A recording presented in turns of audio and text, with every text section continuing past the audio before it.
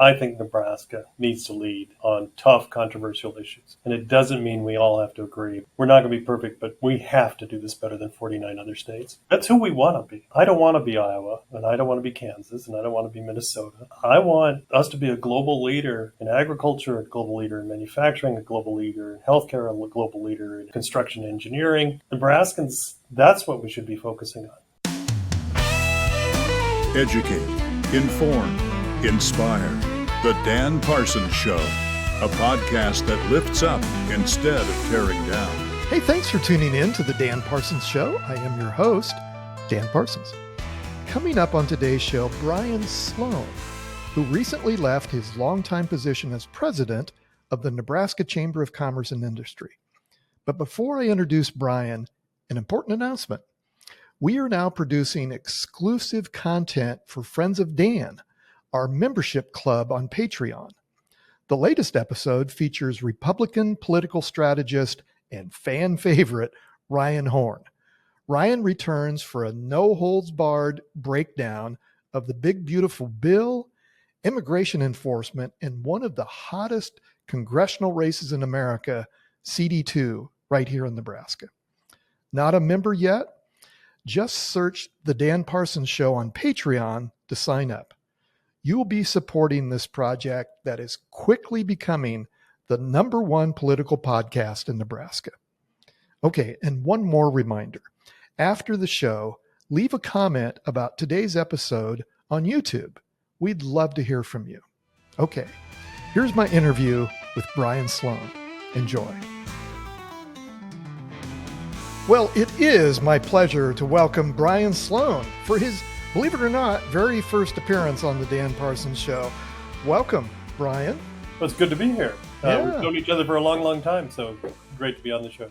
Yeah, just for our audience, Bryan appeared on the radio show and was a guest on our original podcast, Pints and Politics. And Bryan, I guess, on a hot summer day, I'm sorry I don't have a pint for you. No, I like the Pints and Politics idea a lot.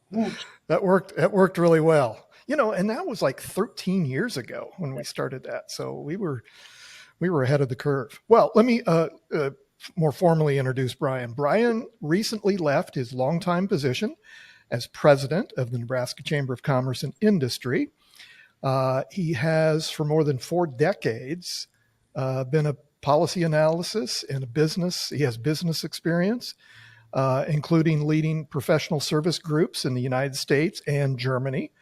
A native of Nebraska, Bryan was previously a candidate for governor back in 2014. So, Bryan, maybe to start, kind of catch us up of what you're doing now that your chamber days are behind you, and tell us what you're up to these days. Oh, that's great. Sort of the same as always. So I'm back practicing law at Coley Jessen, and where I had come from to go to the chamber. The bulk of my career, I've been in accounting and law firms, and so this is a very comfortable environment and something I've done for a very long time. Along with my practice has always been where business and politics intersect. I don't see that changing. I think I'll continue to be very, very involved in all sorts of public policy matters, and it's just more of the same. Yeah, well, I'm glad to hear that, Bryan, because I think you're like me. I can't imagine a day where I'm not doing anything. And your law firm in Omaha is well known, and I'm sure you'll bring additional support and and knowledge and attention to your law firm. And yeah, I think more than ever, we don't need good policy analysts and thinkers to go sit on the sidelines here in Nebraska. We need more Bryan Slones, not less. So I'm thrilled to hear that you're staying in the game. So. Well, it's nice of you to say. I'm not sure we need more Bryan Slones, but we absolutely need more people at the table. Yeah, involved in these discussions. Yeah. Well, let's start with a national issue that obviously has very important ramifications here in Nebraska, and that is immigration. And during your tenure at the state chamber, I believe one of the things that you'll be remembered for was your efforts to bring together a very diverse coalition of organizations to have meaningful dialogue about immigration. So maybe to start us off, give our audience your thoughts on the immigration crackdown that's happening across the country and right here in Nebraska.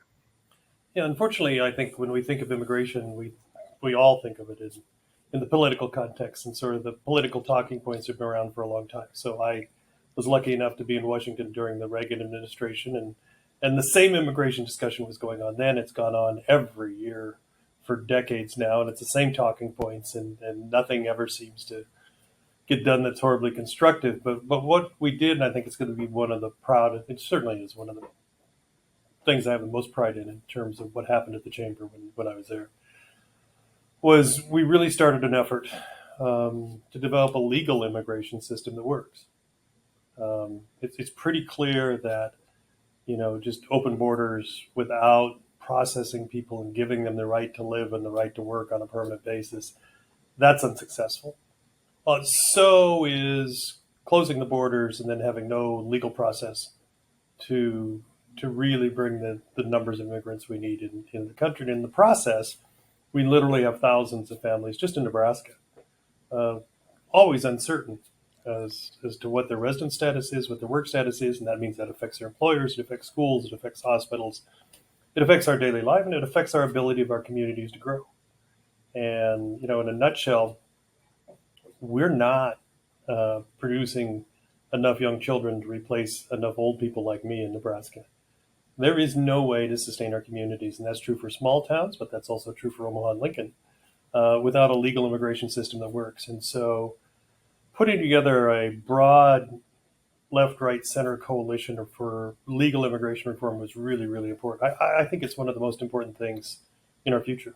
Absolutely. Yeah, absolutely. Well, I think most of us, the President Trump got elected on that mantra of closing the border and doing something about immigration. But I think most of his voters supported that idea because he continued to emphasize that the priority was going to be getting rid of the worst, right? The murderers, the rapists, but that doesn't seem to be that may be happening. That is happening, I think. But in addition to that, to make their quotas, I think I saw their quotas are like 3,000 a day that they need to round up. There's not 3,000 a day of murderers and rapists and the worst of the worst. So, they're rounding up people who have their paperwork messed up, right? And we had an immigration attorney on a few weeks ago and talked about this. So I think that's, from the political perspective, I think that's the challenge is, we all agree that the bad people ought to not be in our country if they're here illegally. But the other people that my kids go to school with and I see at church and who are doing jobs in our community, who pay taxes, those people, let's figure out a way to, without, rounding them up with people with masks on who don't identify themselves. Let's figure out a way to bring those people up to legal status. And that doesn't seem to be a priority. I look, the sad part of all this, it's not complex. There's widespread agreement, even among the immigrant community. Yeah. Is equally desirous of getting true criminal activity and true criminals out of the country. Yeah. Not only is it a danger to the immigrant population, but it causes a public perception that has been very, very difficult to deal with. Everybody agrees with that.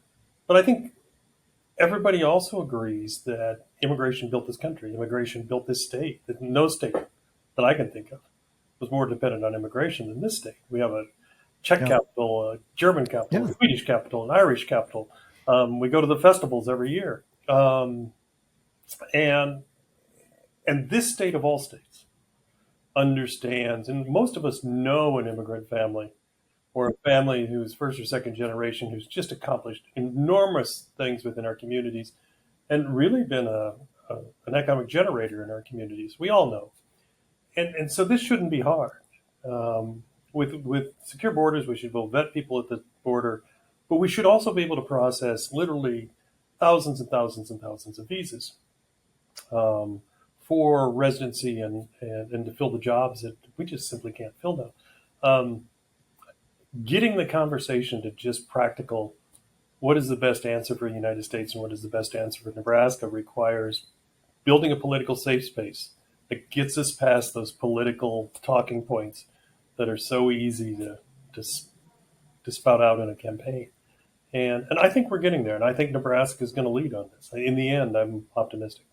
Well, again, I just think that's in my watching your career at the state chamber, that's one of the things I think you'll be most known for, of putting that coalition together. So what's your hope, Bryan? What now that you've stepped away from that position, what's your hope of the impact that you helped start? What would be the impact of the effort that you helped start with the congressional delegation, I guess, as a starting point? So this is really, really, really important to me, and it's important to the communities that I love across Nebraska. I think this will continue to be something that I'm very vocal and outspoken about. I travel. We'll probably do some continue to do town halls. Again, I'm just trying to create that political safe space.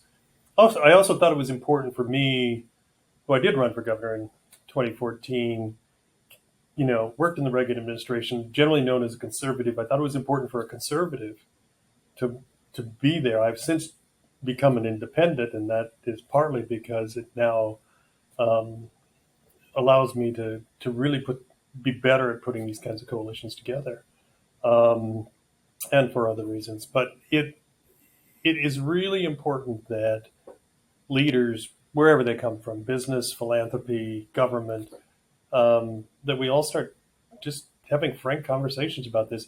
This needs to move, because every day that we don't make progress on legal immigration is every day that we're taking money off the table economically for our kids and grandkids. Yeah. Yeah. Well, we'll dig into more of your future plans here in a moment, Bryan, but Okay.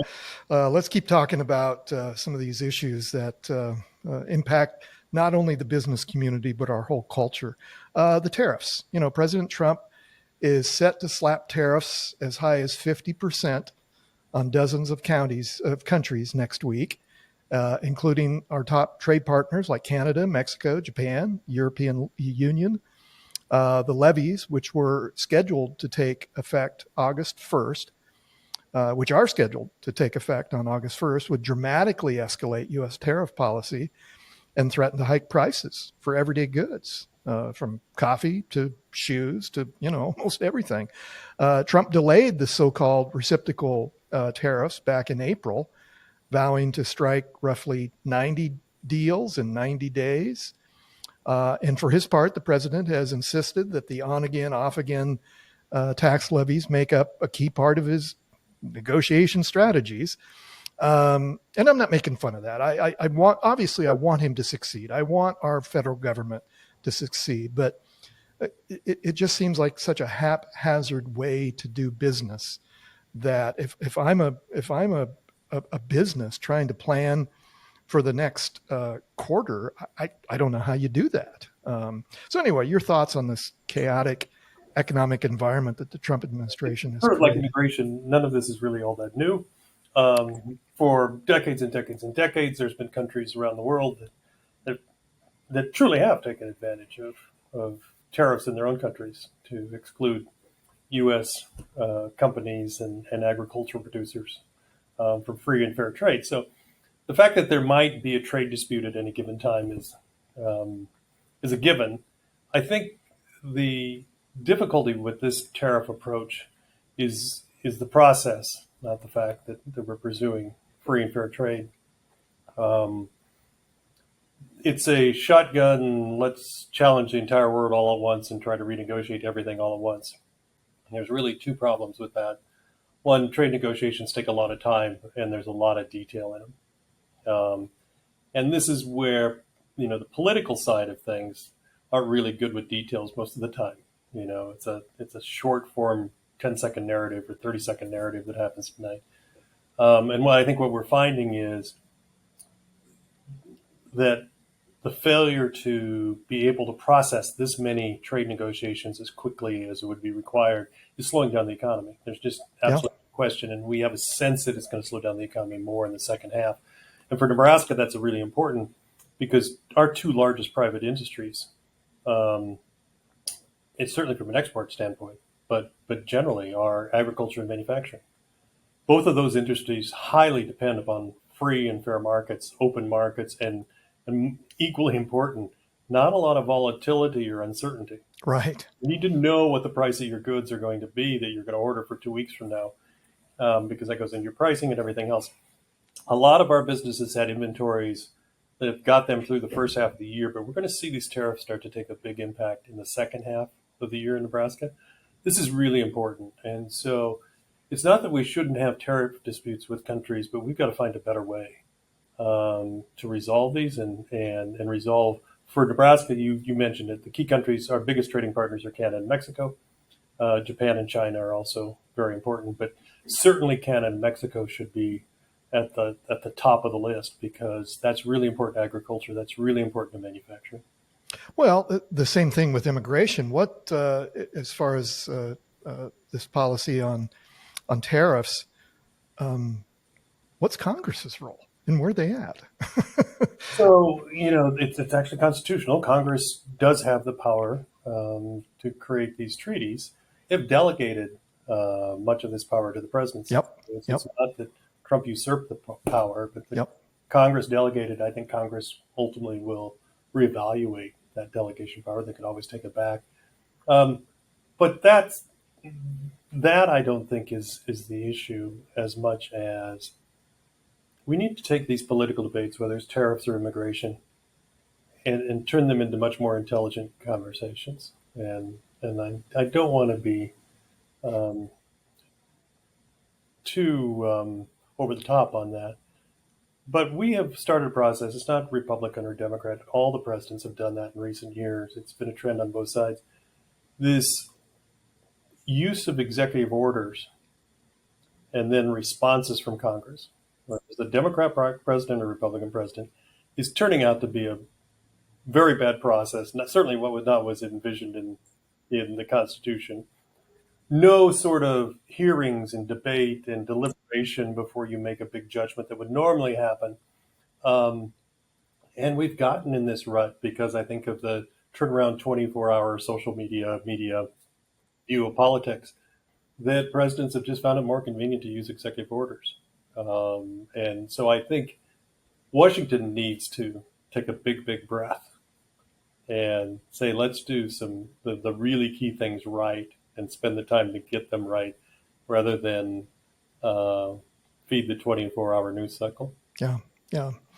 Well, shifting gears, speaking of doing things right, the only state in America that has a one-house nonpartisan legislature works pretty damn well and has for generations. And again, I know you were neck deep in that for many years as president of the chamber. And so maybe just talk about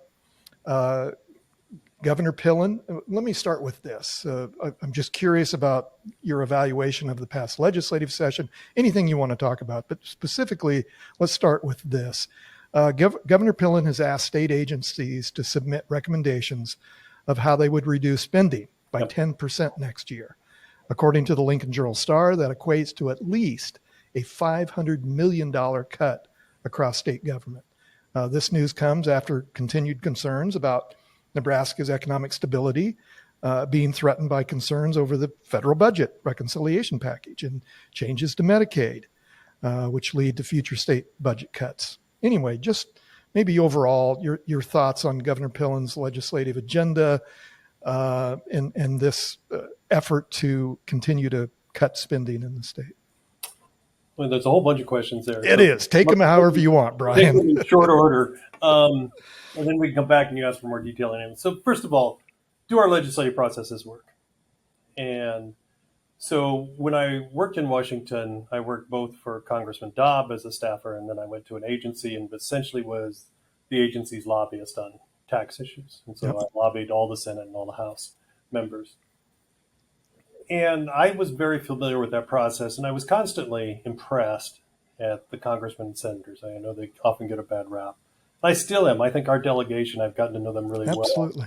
They work exceedingly hard. And I think people would be surprised at how really hard their jobs are and how really hard they work on behalf of Nebraskans.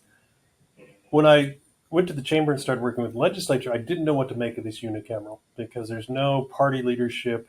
It's not structured in the same way. It's really 49 separate people who all have their own views. And it wasn't clear to me how this was going to work. I became more and more impressed over the 7 years with our unicameral. And I think we all like to complain about legislatures and just assume that they're not working. Our unicameral works really well. Now, do they fight and argue and do all the things that happen in absolutely. But it's pretty collegial in the end. And they do it for $12,000 a year. Yeah. Yeah. Basically volunteers. Yeah. We have volunteer legislators. They don't, look, they don't get rich doing this, and they don't get they get a lot of publicity, and it's not always positive. Yeah, people call them senator and buy them lunch, but yeah, the day-to-day stuff is, it's pretty brutal. And they pass a lot of bills. They do a lot of good things, and they do it because they love the state. Every single one of them does it because they love the state, and I have nothing but admiration, even if I disagree with them. Nothing but admiration. When you get to the budget, I think the difficulty for Nebraska, again, none of this is new. We've been fighting the tax and budget issues since Norbert Tiemann. Yeah.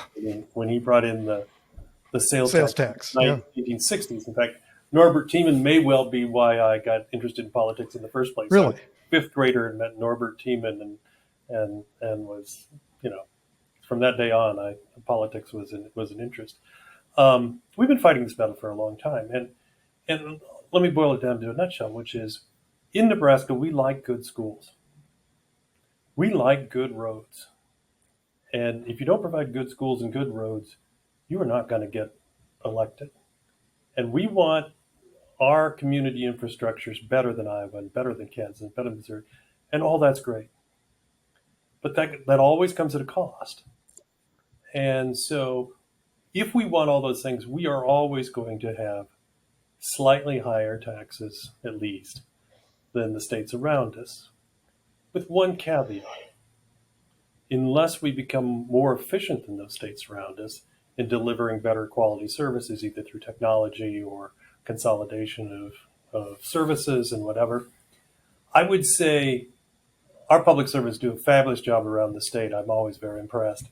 I don't think as a state we do a great job of building efficiencies and technologies and funding technology advancement in local and state government to continue to keep the costs in line. I don't think anybody sits out there and says, how can I increase my budget, just to increase my budget? And we've got some agencies, for instance, in the state working on some very old computer systems that if people knew, I think they'd be shocked. So the infrastructure of how we run state government has not advanced. Not kept up. And we never really have this debate as a state.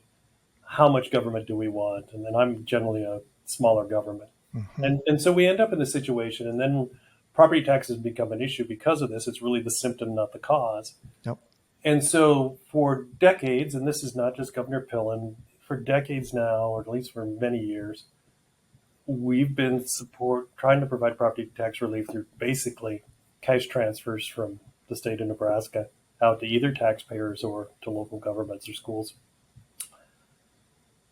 That has not worked in the end to really do any. Property taxes have increased because of valuation increases much faster.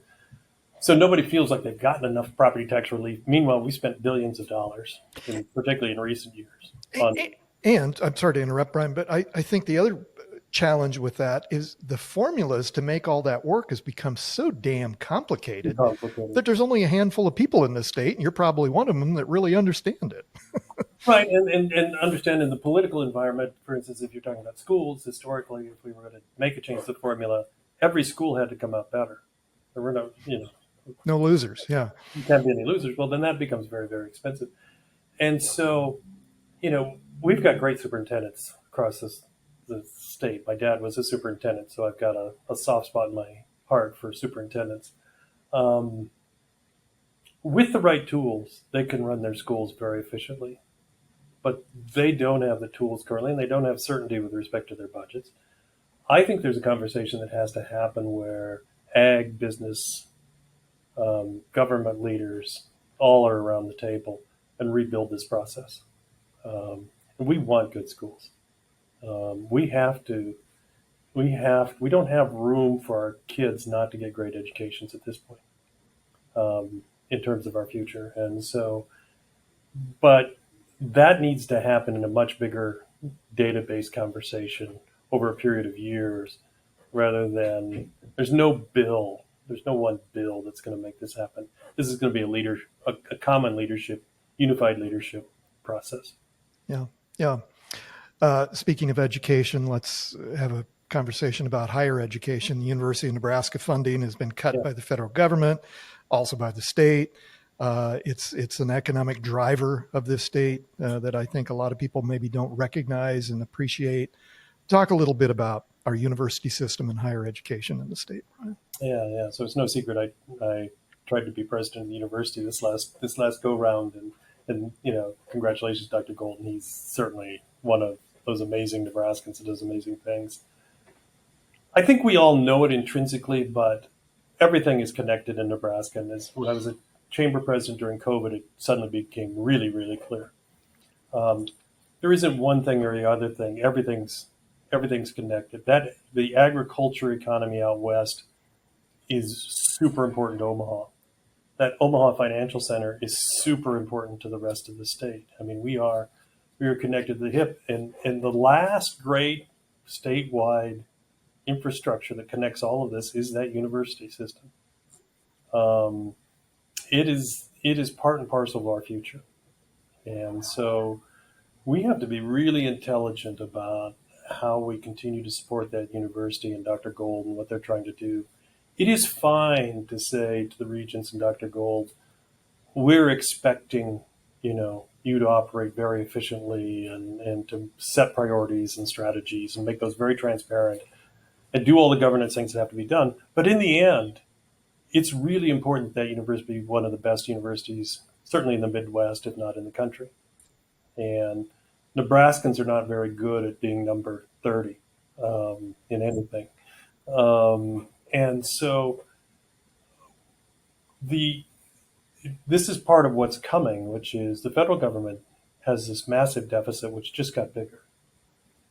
There isn't going to be a bunch of federal money coming in the future. The state budget, we're having to cut 10% and $500 million out of a $6 billion budget. There is no state money coming. And so we really have to have some hard conversations about how we are committed to really high quality education and fund that and find ways to fund that. At the same time, again, building efficiencies in our educational system. They're not two opposite sides of the question. They happen at the same time. In business, we do that every day. Yeah, we're more efficient and we generate more revenues. Well, and I think I mentioned it earlier. I think people either don't understand or forget the economic driver that our university system is. I interviewed Dr. Davies from UNMC the other day, and he was lamenting, the cuts from the federal government on NIH.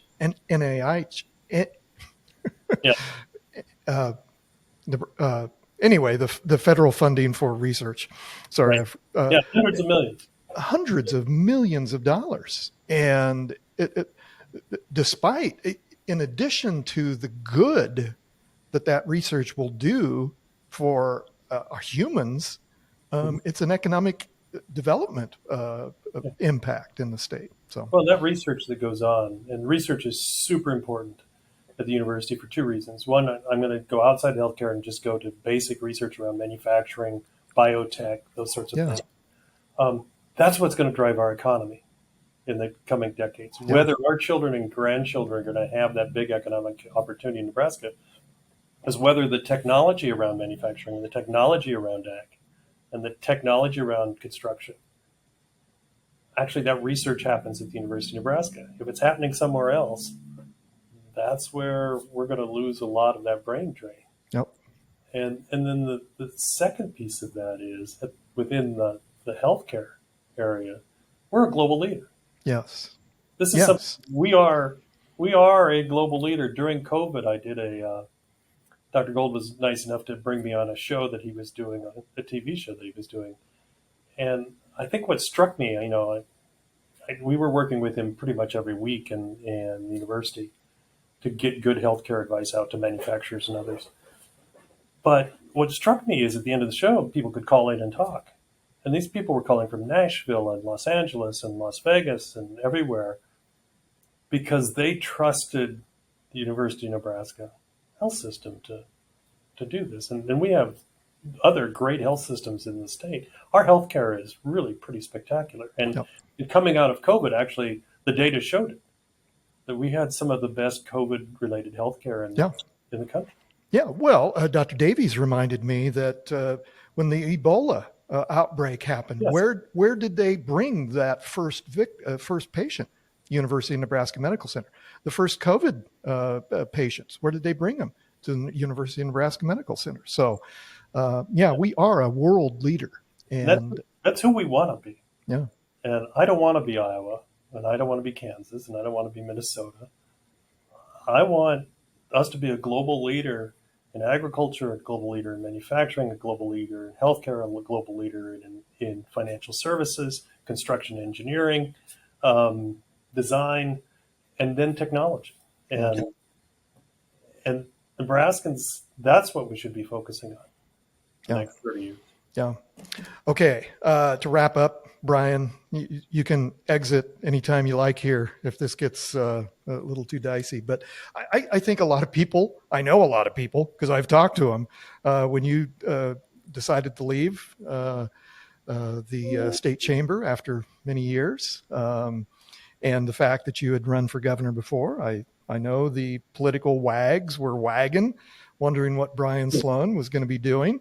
And so, we like making news here on the Dan Parsons Show. If you'd like to announce, even though we buried it to the end of the show, of what your political plans are, but yeah, just share with us what your desires are for this state and what you might be interested in doing in a public facing manner to continue to have an impact here in Nebraska.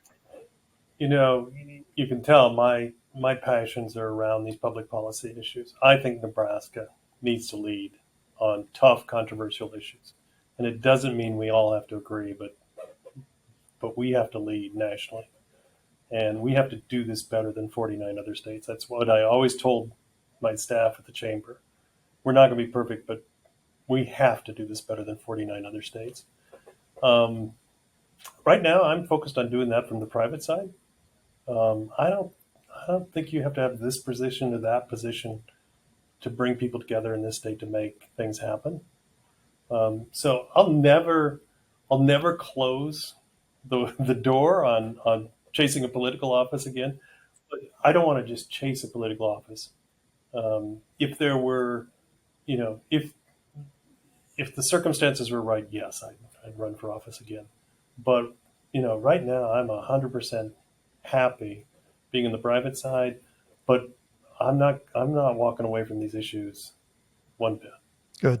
You'd mentioned the possibility of maybe touring the state again, as you did as chamber president, holding some meetings and discussions around the state. Is that in the process of being planned? Or I grew up small towns all over the state. So the West, the Northeast, the Southeast, Central, Omaha, Lincoln. I really have this sort of love affair with all the communities in our state and really care about what's going on in each of those communities. And I found when I ran for governor and then chamber president, and that was the perfect job, which is I got to go to town halls in all these communities. And what came out of the town halls was not so much me talking, although I'm sure I did too much of that. But you would get 100 or 200 people in a room, and by the time you all got done talking about an issue, Nebraskans are just Nebraskans. They had common sense solutions. They were ready to go. Let's make it happen. I think I'm still going to be out there wherever I can find 100 people saying, how can we make things better? Good. Well, that's good news. I'm glad to hear that. Like I said, I mean, the solution to these problems starts with leadership and starts with people like you who have the knowledge and the experience, both in Washington and here in Nebraska, to have an impact. So I'm glad to hear it, Bryan. I'm glad And to hear it. I appreciate it, and nobody's having more fun than me. So I can't think of any place I'd rather be than Nebraska and doing anything else other than being a lawyer here with a little bit of a political bent. Absolutely. Well, Bryan Slone, thanks for taking the time. And yeah, we'll check back. You know, you're welcome back here anytime. So we'll check back with you. And thank you, my friend. Appreciate you very much. Thank you, and thanks for all you do on this podcast. Your guests are incredible, and it helps people understand a lot of things that you don't get in the daily soundbite. Hey, thanks so much, Bryan. I deeply appreciate your leadership for the state and can't wait to see what project you take on next. Don't forget to hit the subscribe button on our YouTube page.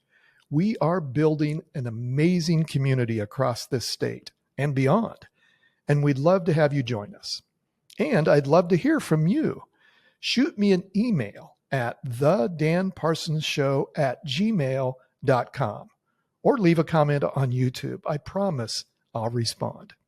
And finally, if you are not a friend of Dan on Patreon, hop on over there and sign up. We have lots of exclusive content dropping on Patreon for Friends of Dan, including from today's guest, Bryan Slone. Thanks to the Parsons team who made this show possible. Chase Porter, our executive producer, Ike Samanis, producer and graphic design, Penology Tech Solutions for their technical help and equipment, and Kim Remington, Parsons PR's Director of Operations. And my thanks to each of you for your support. Okay, that's the show today. Thanks for tuning in. Now go do good things. I'm Dan Parsons.